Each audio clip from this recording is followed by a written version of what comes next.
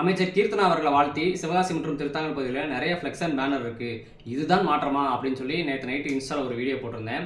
அமைச்சர் கீர்த்தனா அவர்களும் ஒரு ட்விட் போட்டிருக்காங்க, அதான் தயவுசெய்து ரிமூவ் பண்ணுங்கப்பா அப்படின்னு சொல்லி. நான் வீடியோ போட்டதுனால தான் இது நடந்திருக்கு அப்படின்னு நான் சொல்லலை. ஏன்னா அவங்க அதுக்கு கொஞ்சம் நேரத்துக்கு முன்னாடியே ட்விட்டரில் ட்விட் போட்டாங்க, இதெல்லாம் ரிமூவ் பண்ணுங்க அப்படின்னு சொல்லி. ஸோ அவங்களுக்கே தோணிருக்கு போல இதெல்லாம் ரொம்ப ஓவர் அப்படின்னு சொல்லி, அதனால தான் அவங்களே வந்து ரிமூவ் பண்ண சொல்லி ட்விட் போட்டிருக்காங்க. சீக்கிரம் ரிமூவ் பண்ணால் நல்லாயிருக்கும்.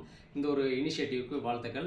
இதே மாதிரி எலெக்ஷன் டேட் அறிவிக்கிறதுக்கு முன்னாடியே நான் வந்து அந்த திருத்தாங்கல்ல தேவர் சாலையிலேருந்து கலைமகள் ஸ்கூல் போகிற வரைக்கும் அந்த 100-150 மீட்டருக்கு வந்து ரோடே சரியில்லை, பல வருஷமாக அப்படி தான் இருக்குது. ஸ்கூல் குழந்தைங்கள்லாம் போயிட்டு வர்றாங்க, அவங்களுக்கு ஆபத்தான முறையில் இருக்குது, தயவுசெய்து ரோடு போடுங்க அப்படின்னு சொல்லி ஒரு வீடியோ நாட்டு நடப்பு சேனலில் ஒரு வீடியோ போட்டிருந்தேன்.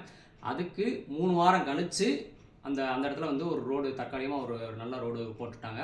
ஸோ நான் வீடியோ போட்டதுனால தான் அது நடந்துச்சா அப்படின்னு எனக்கு தெரியல. ஆனால் நான் வீடியோ போட்டதுக்கப்புறம் 3 வாரத்தில் அது நடந்திருக்கு அப்படிங்கும்போது எனக்கு ரொம்ப சந்தோஷமாக இருக்குது. ஸோ சோஷியல் மீடியாவை இந்த மாதிரி ஆக்கப்பூர்வமாக கேள்வி கேட்கறதுக்கு பயன்படுத்தணும் அப்படின்னு சொல்லி கேட்டுக்கிறேன்.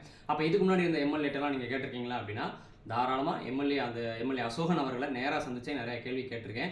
பேட்டி எடுக்கவும் முயற்சி பண்ணியிருக்கேன், பட் நேரம் வந்து கை கூடலை. ஸோ ஆனால் இப்போ இருக்கிற அமைச்சர் கீர்த்தனா அவர்கள் வந்து சிவகாசியை பற்றி ஆரோக்கியமாக விவாதம் பண்ண அவங்க எப்போவுமே யாருடைய ரெடியாக இருப்பாங்க அப்படின்னு சொல்லி நான் நம்புகிறேன். அப்படி அவங்க ரெடியாக இருந்தாங்கன்னா சிவகாசியை பற்றி நேருக்கு நேரம் நம்ம வந்து விவாதம் பண்ணுவோம். ஸோ இந்த வீடியோவை வந்து அமைச்சர் கீர்த்தனா அவர்களுக்கு போய் சேர்கிற மாதிரி எல்லாரும் அனுப்பி தெரியப்படுத்துங்க. ஆக மொத்தம் சிவகாசிக்காரனா சிவகாசி வளரணும் அப்படிங்கிறதுல அமைச்சர் கீர்த்தனா அவர்கள் மாதிரி நானும் விரும்புகிறேன். வளர்ந்தால் சந்தோஷம். நாங்காலி